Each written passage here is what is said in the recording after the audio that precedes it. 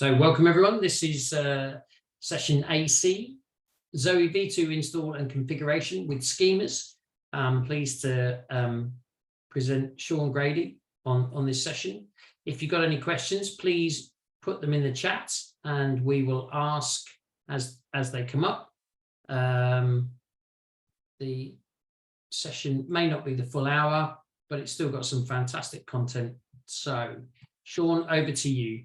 Okay, thank you very much. So hi, everyone. If you haven't met me before, I'm Sean Grady. I've been with the Zowe project since the very beginning. I think it's been 4 years now. So it's been quite a journey. And V2 has changed a lot about install and configuration for the Zowe servers in particular over V1. But a few releases into V2, we added some additional features on install and configure using schemas. And so I'm going to show you that because there's some cool features that you should be able to leverage. So before I get into it, just here's the agenda. We're going to recap on where did we come from and where are we going. This gets into documentation and validation challenges that we are trying to solve and how we solved it with JSON schema. JSON schema is actually throughout Zowe, so I'll show where it is aside from just the servers, which are the main focus of this presentation. But JSON schema also allows us to do some other cool things, or rather, we found some cool management features along the way while we were developing our use of the schemas. So we'll show some of that. And then, well, our work is never done on install and config. We're always trying to make it better. So I'll share with you some future goals that we have as well. So before we get into it, I'm just curious, how many people have tried V2 already? Maybe this isn't the best question to ask in a virtual forum, but if you do, if you've already tried V2 or if you're interested, just let me know in the chat. I think it's been out for almost a year now. And in fact, next year we're going to V3. So hopefully people have had a chance to try it. If not, now's a great time. So I see some people have already tried V2, and that's great. So if you haven't tried 2.5 or higher, 2.5 is going to have the latest and greatest features from this presentation. There's some in 2.4, but getting to 2.5 or 2.6 is really the best for this. So I wanted to show where we came from here because if you've tried V1 in the past and maybe had a not so nice experience with the install and configuration, I promise that things have gotten better. There were some shortcomings that made us want to create version 2 of Zowe. Just as a reminder, Zowe has this cadence where every 2 years we come out with a new major version. So version 3 is scheduled for next year. Every major version does not necessarily bring with it major changes, but rather it's an opportunity for us to look at what works and what doesn't work and to refine. So that's why version 2 was so different in the install and config, because we looked at what we had in version 1 and we said, okay, we need to change some things. So here's how it worked from the beginning. In 1.0, when we came out 4 years ago, it was not much of an install experience. It was rather just a collection of independent configurations that didn't really look like a singular project just yet. And so when 1.8 came out, we had this initiative that we called Cupids. It's an acronym, and it was all about how can we bring the love of Zowe to people by making the install much more unified, much simpler. And the way that we did that in 1.8 was we separated each server piece of Zowe into its own folder, and we had some sort of standardization on what their folder structure should be so that we can find their initialization programs. And then from there, we had a mostly unified configuration file where you would put key value pairs into in order to say, here are my ports, here are my folders. If I wanted to tweak something about a server, I would set a property there.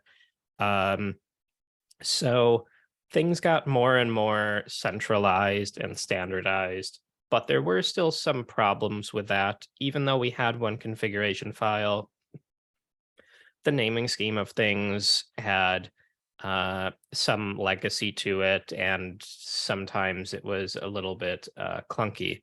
And sometimes it wasn't fully documented. But the other problem was that some of the features that we added for unifying came too late for us to get extenders on board with the scheme. So a lot of people that were using V1 didn't really know that we had certain standards, and so they didn't leverage them, and that harmed the user experience because they weren't getting the full benefit of what we created.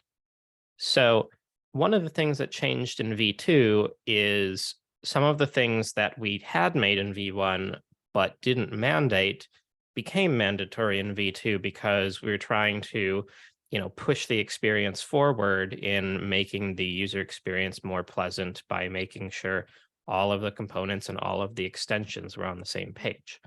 So that means that, install and config packaging, all of the optional stuff in V2 or in V1 became mandatory in V2.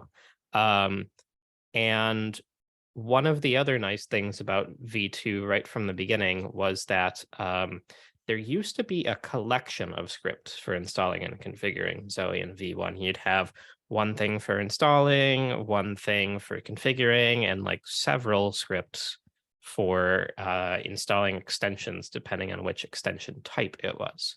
So that's all changed in V2 because now we just have one command called ZWE. And it kind of took all of the logic of those prior scripts and put them all under one program. So a lot of the functionality is still the same under the hood, but the user experience is just with one command that has subcommands on it. And all the subcommands have help prompts, and all the help prompts are on their documentation website. So it really is finally properly documented and in one place. So, back to the extensions and components now having mandatory packaging, that's because now you can drive the extension installation from the ZWE command. Now that it's unified and everything's standardized, it makes it much more simple to install an extension. I say one configuration file really here because in Zowe version 1, there is mostly one configuration file, but there were exceptions. And to my knowledge, we removed all those exceptions, and we now have one configuration file called zowe.yaml. It is a YAML file, which there's been some growing pains there because it is white space sensitive and it is a nested structure. My best advice to people who aren't fully comfortable with YAML is to get a YAML validator. And if you are a user of Visual Studio Code, there is a YAML validator in there by Red Hat. It works very nice. It highlights the lines that cause problems. So that would be probably the best way to make sure that you have a syntactically correct YAML. Validation of the parameters of the YAML is something that we're actually talking about in this presentation later. So yeah, so basically we did all this unification, all of this simplification, and I don't know, it sounds nice from this perspective, but what are we missing, right? And so the thing that we're still missing is documentation and validation side of things. We didn't really solve the problem of that. There were many parameters that no one knew existed or what their values could be in both version 1 and version 2.0, fixed in the later versions of 2. So, if you've ever had a typo in the Zoe config, this can happen very easily if you're doing, I think most people get caught up on networking and certificates. So, what if you do a typo in the Zoe config? What happens? In version 1, you might not know that you have a typo, and if the typo wasn't harming the startup process, then the typo might only get caught at runtime, resulting in some time consuming to debug situation. So we want to make sure that our typos are known before we start so that we can avoid that. So what can we do to validate the Zoe config against typos? And whatever we do, can we do it for extensions? Can we validate more than just typos? If someone has said that there's a data set somewhere, can we prove that it exists if it needs to exist at that time? If you talk about a port, can we state that that port is free before we start the server? So, the idea is that if we can validate better, then we're going to save everyone's time, and whatever validation solution we have will probably lead to better documentation. So not only should we know what exists, but we should know what version did this property get added in, and if it is an outdated property, is it going away? We want to know these things. So we were looking into solutions on how we can solve this problem for a long time, and ultimately we came up with JSON schema as the technology that we were going to use. So JSON schema is really Zoe's way to document and validate configuration parameters. It's not just specific to the servers. Most of this presentation is about the servers, but in fact, JSON schema is found everywhere in Zoe. So if you've never seen JSON schema before, it is a JSON format, but it's also a schema format, right? It's really that simple. So JSONschema.org is a website in which you can read about it, but essentially, instead of just writing about a parameter in a configuration file, you're saying, okay, what is the type of this parameter? Is it a string, a number, a Boolean? Could it be a hybrid of different values depending on something else? Does it have specific values that it can have as a string? Is there a min and a max as a number? What's the default value? There's a lot that you can say with JSON schemas. It's one of the most powerful schema tools that I've seen, but since it's JSON, it's less tedious to write than some of the other schema technologies out there. So the way that we use it is for both the core components and the extensions, and I hope to show more of that soon. But just as a reminder, the Zowe v2 server config is in the YAML format, and JSON schema is in JSON. So what do? We just map between them.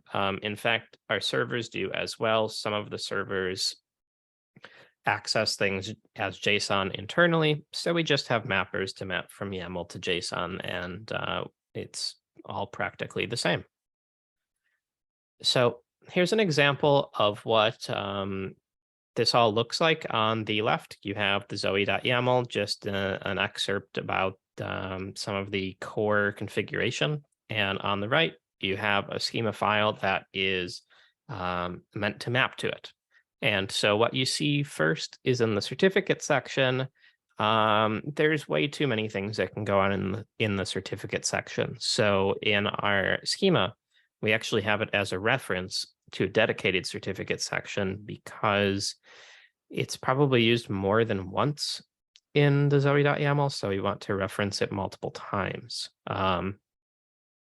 In verify certificates, you'll see here that it says that it is a type string, and that really there's only 3 values that it can be. You can have strict, non-strict, or disabled. And for use config manager, that's actually a special value that is important to the later half of this presentation, because some of these features only work when it is set to true. Use config manager determines whether or not this schema code is utilized. Config manager is our configuration manager. It does schema validation and much more. So you can see here the default value of false there was true on 2.3, but I think it's switched to defaulting to true in 2.4 and onwards. So use config manager should be enabled by default in new configs. The only reason that you'd set it to false is for backwards compatibility, if you didn't want the validation or if something was giving you trouble. So here's an example of the validation working. Just like I said before, a simple example, someone made a typo. Instead of saying PKCS12 for their certificate key store, they said PCKS12. They just flipped the C and the K. You know, it's so easy to do, but if you were to run the servers with that, you would get some really cryptic error message about them saying that they can't find the key store, which is not true. It's just the wrong type. So rather than having that happen, wouldn't it be much better if the servers didn't start up and told you that you made a typo? And that's essentially what you're seeing on this page here. We have an enum, so it can only be one or the other. And when the validation fails, it tells you in the blue box here, this is your configuration file that you used. And then the green box, we validated that configuration file against schemas. And then there's this tree that you see in the bottom of the output where it says, okay, we descended into Zowe, and then we descended into Zowe certificate key store. And when we found the type value, we saw it didn't match one of the expected values. And so this is probably going to get even more natural over time. When it first came out, we couldn't tell you what the possible values were. And now you see in the screenshot that it says you should have either PKCS12 or the RACF key store. So the helpfulness of these messages, I expect to become even more natural language output over time. But, you know, already this is better than just crashing and burning. You get a reason why it didn't start, and it didn't start instead of causing some sort of chaos. So I think that's really nice. And this all happens really quickly at startup. It only really takes a second to run through everything and tell you whether it's right or wrong. So all of that validation is against the schemas. And considering that Zowe is an open source project, if you want to see what the schemas are, they're all on GitHub.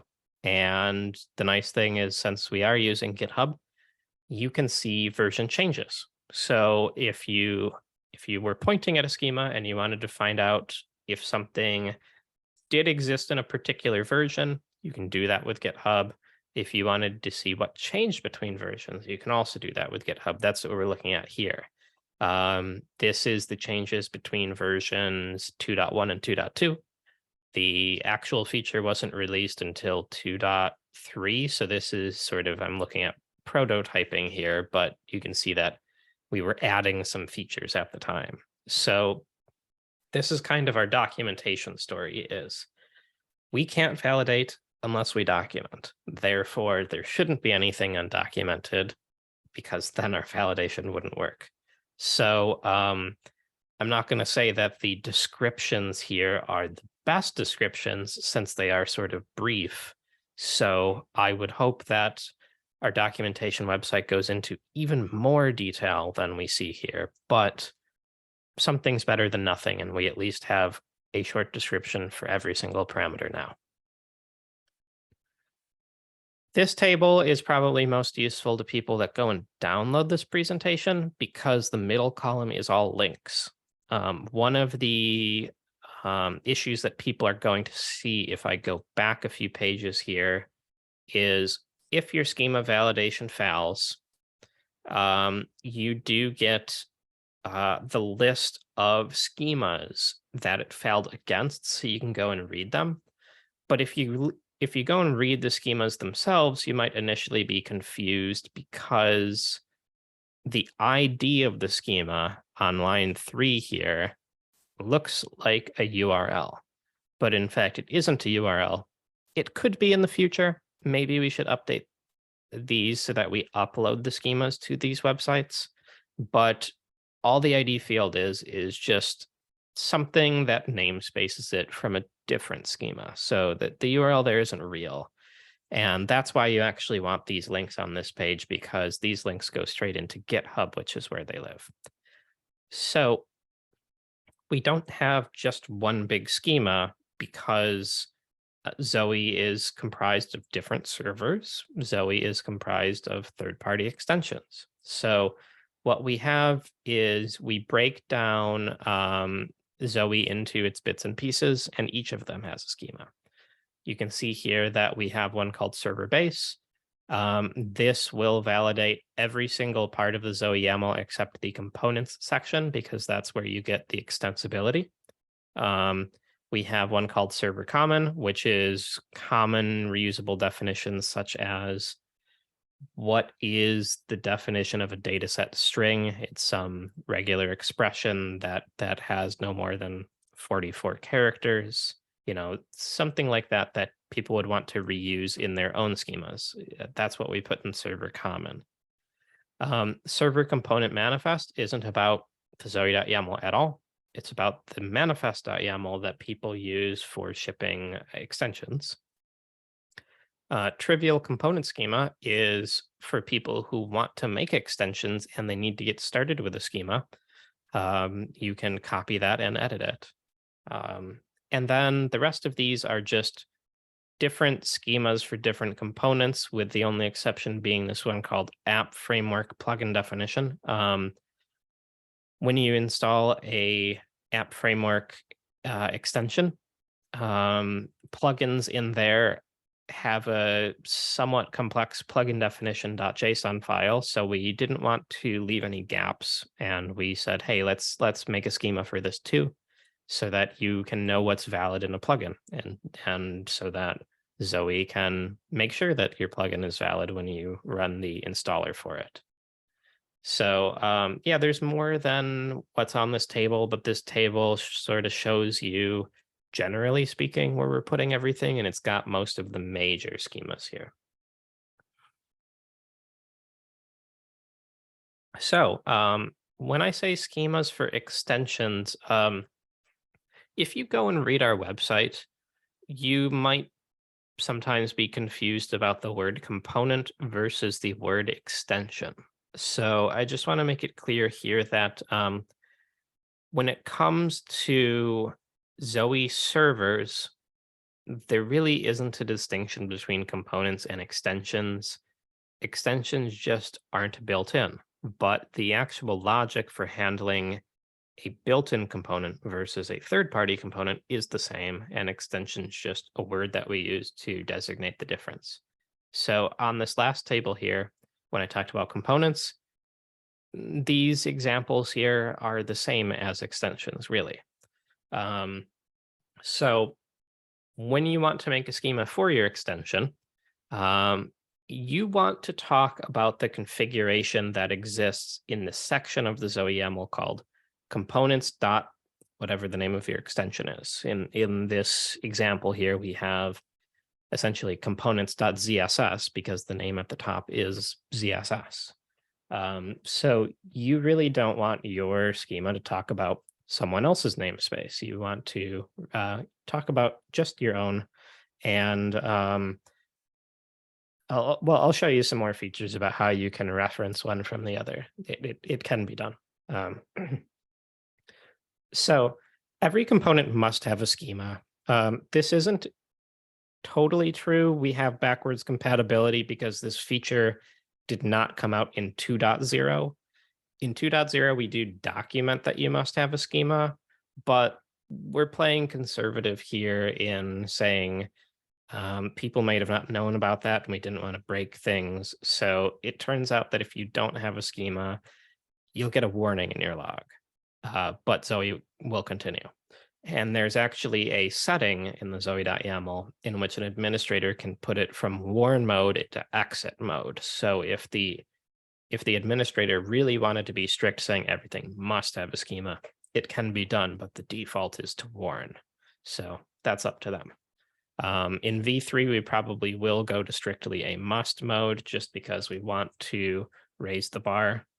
But the thing about schemas is saying that you must have one isn't really that much of a hurdle because Zowe has no control over what you put in your schema. So it can be completely trivial if you have nothing to say. Some components have no configuration. So if you need a schema, but there's nothing to say, you just leave it empty. So we do have a trivial schema, and the trivial schema that you can copy into your own extension just says, there is something here, but the something could be nothing. So that's a good starting point. How do you tell Zowe that your component has a schema? That's in this picture here. There's a section called schemas.configs in the manifest.yaml, and it can be a single entry or it can be an array. If it's an array, the first one needs to be the top schema that references all the other ones. But if you have some sort of library system of reusable stuff, you can list the libraries as second and third and so on entries in the array. So again, here's the trivial schema. If you needed to say that you have no config, or if you needed to say that something is here and we don't really know, what you see on the left-hand side is what's in the base schema of Zowe. How do we make our schema extensible for third parties? We say that the components section is a regex pattern of literally anything, and that everything in that must be extending the reference called component. And all that says is that you're required to have a field called enabled or disabled, because that is how Zowe knows whether or not to start your component. And then you are optionally allowed to have a port and a certificate. But some components aren't web servers, and so you don't need a port or a certificate if you're not a web server. So over on the right, you see a trivial schema, and all it's saying is that it extends all of server base, which means that it is extending what we see on the left.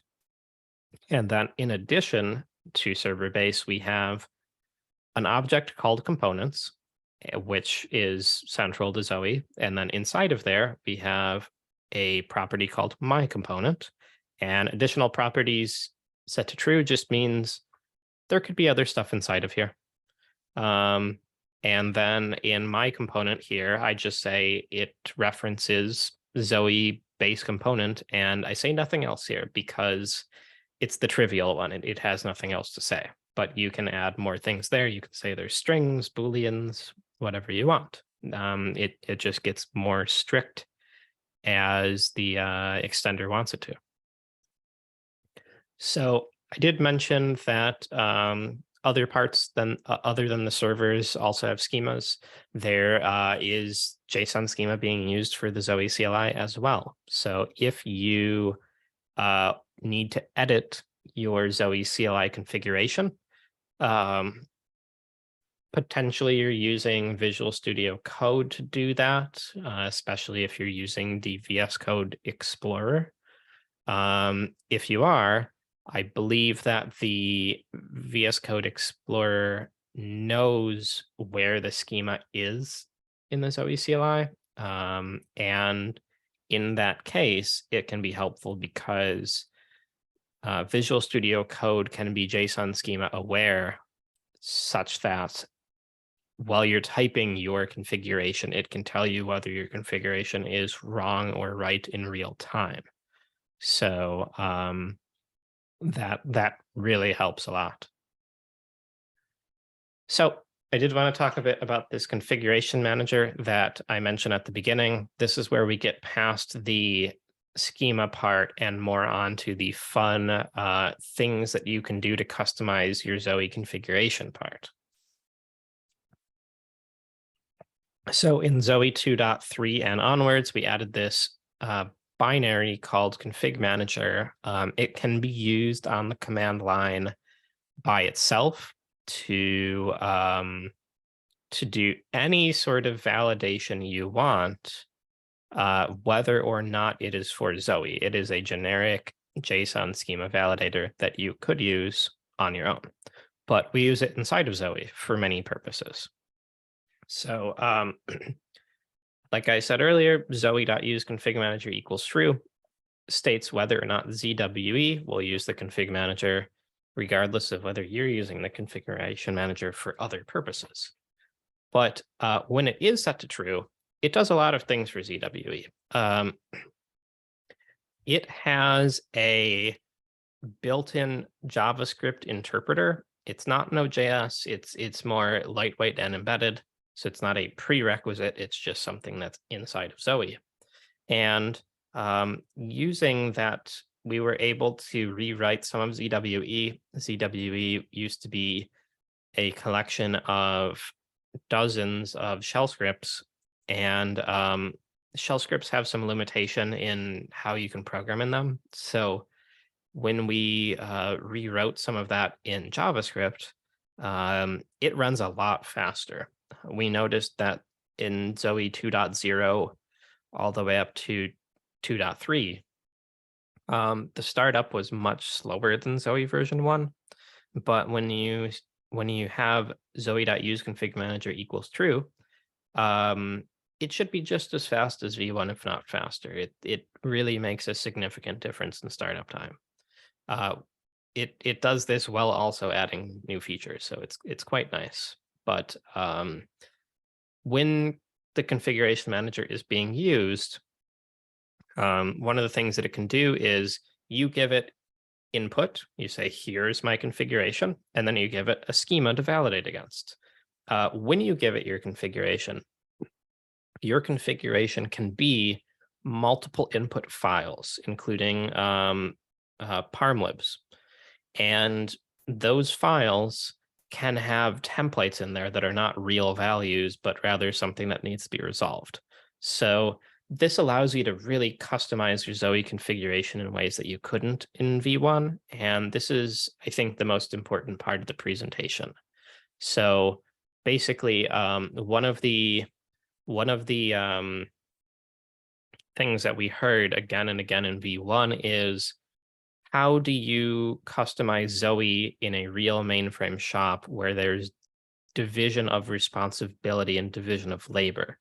If there is a security administrator and a USS administrator and a Java administrator, how do I split up the configuration file so that it doesn't need to be configured by just one person, but rather we can delegate to these different people? And this is what we can do in Zowe 2.4 and onwards with config manager enabled by default. An example of this is here. In your Zowe startup, there's a line called config. If you use ZWE, it's --config. If you use the STC, it's just config equals. But basically on the config line, you can type in a path to a YAML file. That's like the backwards compatible way.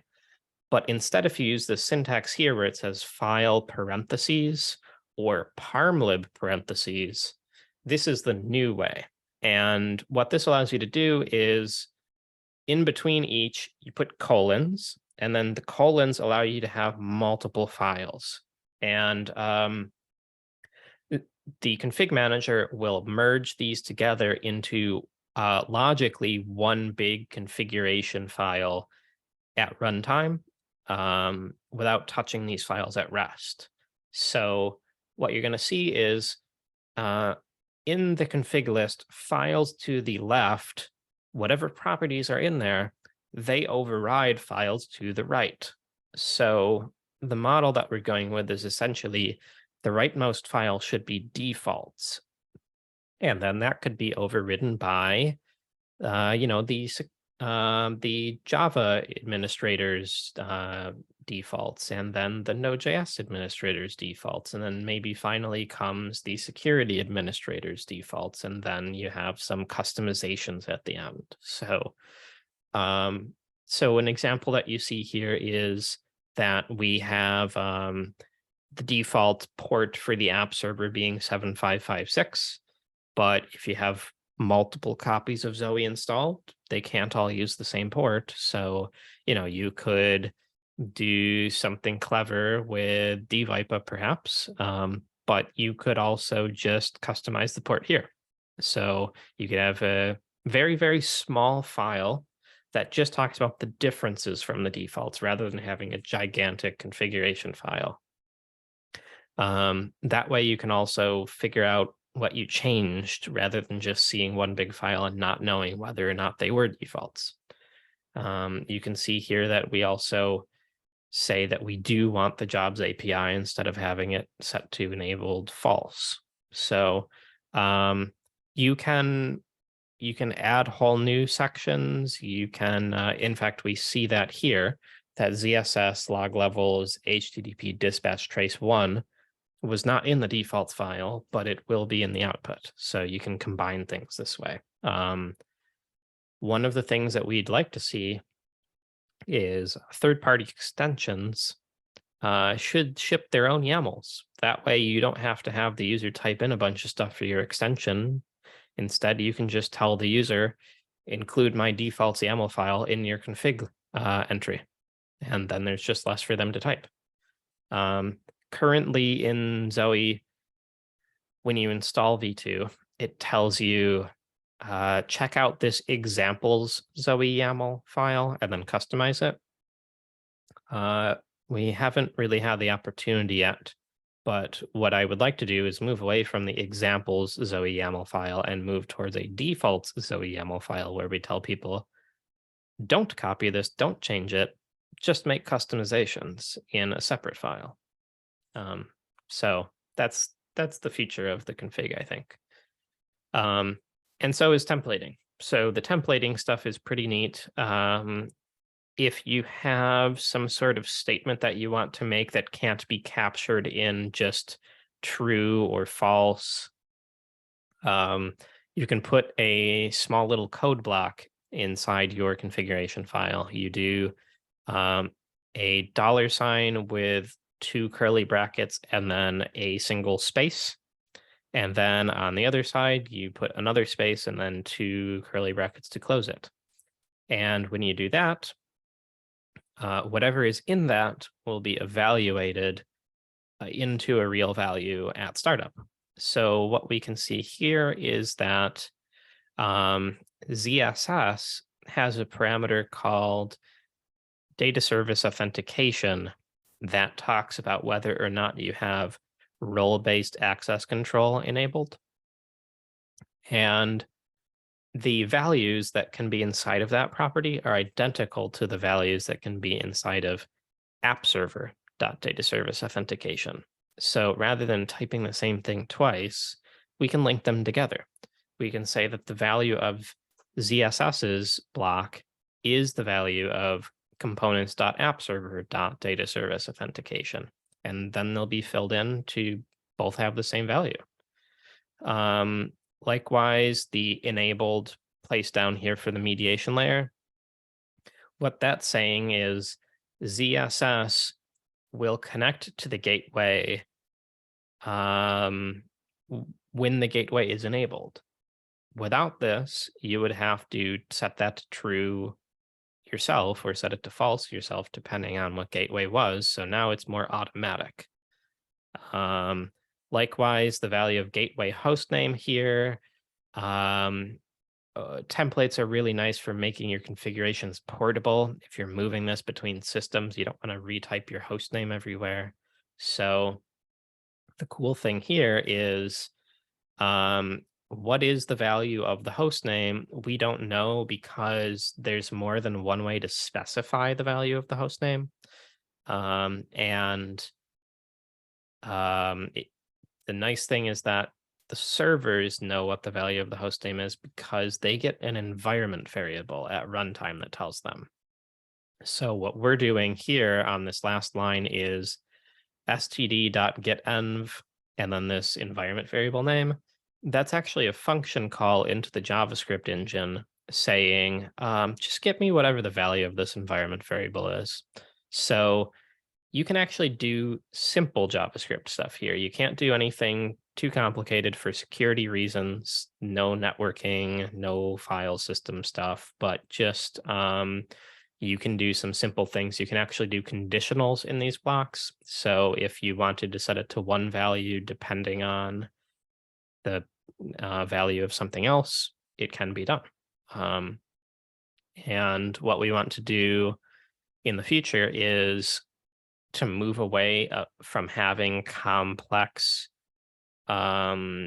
configuration within the base Zowe YAML file and rather have a whole bunch of default files, because in the latest version of Zowe, ZSS actually ships with a file called defaults.yaml that has a whole bunch of these templates. And the reason why we did that is that ZSS had a bunch of hidden logic prior where it would do certain things, but the end user might not know why. And so we got rid of all of the hidden logic and we shifted it up to the defaults.yaml file. So now you can see, why does it do this when I change a certain value? And you can override that behavior just by making a customization YAML. So I talked a bit about, some things that maybe you didn't know that Zoe already had, but we're adding more all the time. So I mentioned that with the CLI, when you edit a Zowe.yaml file, or sorry, not a Zowe.yaml file, when you edit the Zowe CLI's configuration using VS Code, VS Code knows where the schema is and can give you hints about whether or not your config is correct. We would love to do the same for Zowe.yaml. The challenge for us is that the Zowe.yaml content, the schemas, everything are on the mainframe and VS Code isn't.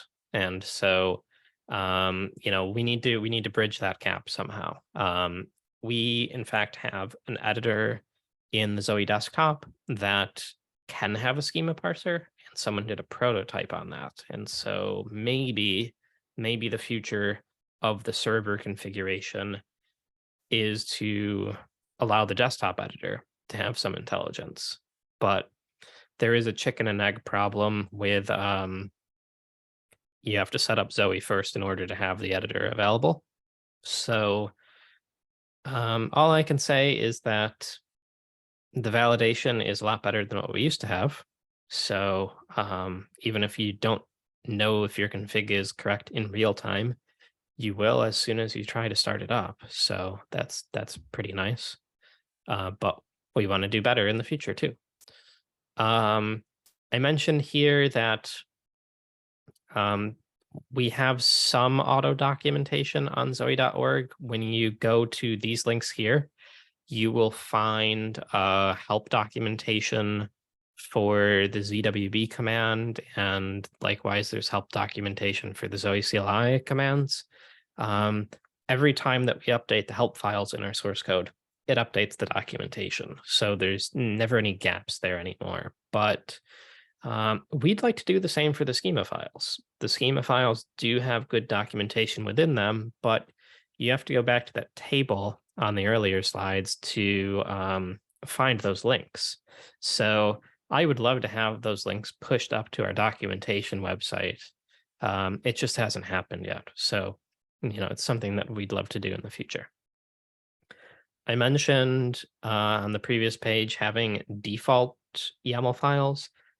That's another feature that I would love to shift from examples to defaults, and I would love to shift from having internal, hidden configuration behaviors out into having those configuration behaviors be visible in YAML files. So there's still a lot of, I guess you could say, tech debt to get to there, but every release we are leveraging this code base to do new cool things. Not entirely related to this topic, but all of this is due to this config manager code. And one of the latest features of the config manager code is that we're actually able to have the very beginnings of an app store by allowing the ZWE component install command to be pointed at an on-premises registry rather than just your local file system, if you so choose. So, yeah, that technology is really allowing us to do a lot more than just configuration, and will continue to be helpful for making using Zoe easier and more interesting. So, yeah, that's pretty much the end of the presentation.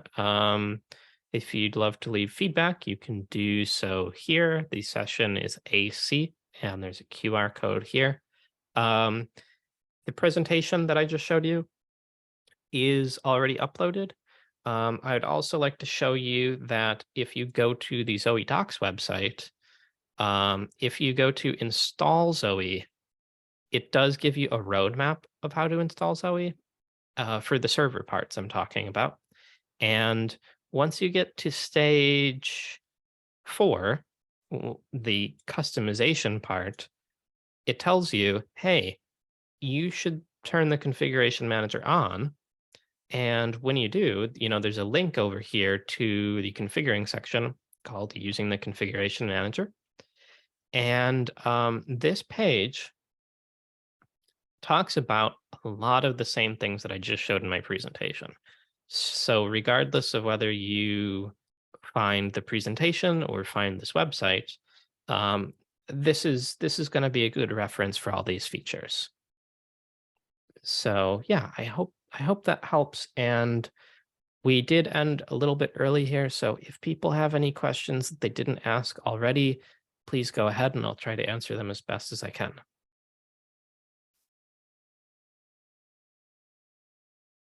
Wow, thank you, Sean. That was some pretty intense detail there. So thank you very much. That hopefully people will be able to use this recording when it's available and the slides that you provided. But that is really, really fantastic detail there. So if anyone does have a quick question or a long question for Sean, we've got a bit of time. If you want to chat, put it in the chat. Sean can answer it. If not, I'm sure Sean will be open to connecting on LinkedIn or whatever and answering questions through any other. We've talked a little bit about the Slack channels that are available for Zoe. So there are multiple ways to reach out and find more detail. And that website that you just showed at the end there, Sean, is a really good resource too. Yeah, I guess the summary here is, this is just this is stuff that's been around for a few releases now. So if you haven't tried out 2.4 or later, now's your chance. It's got even more features than Zoe 2 did on release, and we'll have even more later. But yeah, like you just said, if you go to zoe.org, you will find a page that shows how to contact the entire Zoe community, because I only know a small part of it, but there's so many of us that can help out. I did get a question that just came in that says how to enable the ZOSMF API inside of the API mediation layer. That should be enabled by default. So basically what happens is in your zoe.yaml configuration file, there's going to be a section in components called discovery. And when discovery is set to true, and you have the ZOSMF host and port defined in your zoe.yaml configuration file, it's going to try to automatically register the ZOSMF server to the gateway. So both the discovery and gateway server need to be present. And at that point, it'll act as a proxy. Okay, and I got a follow-up here saying when they did that, they get unauthorized. So that's sort of step one is you got to get discovery and gateway enabled and the ZOSMF host and port defined, because that establishes the proxy. The second part is, now that you have a proxy, is your proxy valid? And a lot of people get stuck on certificates and networking here, because ZOSMF is its own web server and Zoe is a collection of other web servers. And if you have the parameter zoe.verify certificates set to anything other than disabled, it's going to try to do verification checks to make sure that the destinations that it's going to are trusted. So Zoe has a certificate trust store, and when you send a network request from Zoe to ZOSMF or from ZOSMF to Zoe, the Zoe server is going to check its trust store and say, do I trust this network request that's coming in? And if the ZOSMF certificates aren't trusted by the trust store, that might be why you're getting the unauthorized message. There could be other reasons. One of the other reasons that you could be seeing is that ZOSMF has its own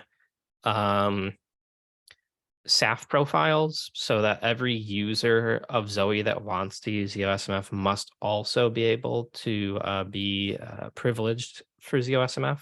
So there can be more causes than just networking, but that's a great question to take to the Zoe Slack, where you can give more details. I would also urge caution that when people do post things to Slack or GitHub, since Zoe is open source, it can feel very easy to simply just give us your entire logs, but it's open source, so you really should sanitize your logs before you post it on the internet.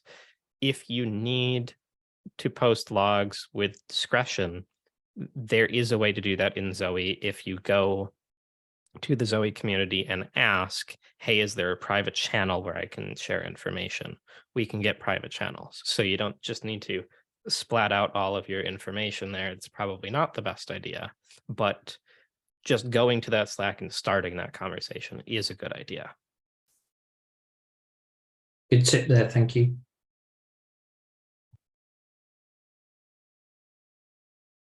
Brilliant. Thank you so much. So Elliot's, thank you, Elliot, for jumping in there. Elliot's also given some ideas then that the hash API Slack channel. Brilliant. Thank you, everyone, for joining. I hope you enjoy the rest of the virtual GSE. 2.5 more days. There's a Broadcom Lunch and Learn coming up at 1:10, hosted by David Helsley. So you can join that. Otherwise, 2 o'clock is the next session here with Lenny talking about the Zoe desktop. I'm looking forward to that. Thanks, everyone. Have some lunch. See you soon. Bye. Thank you.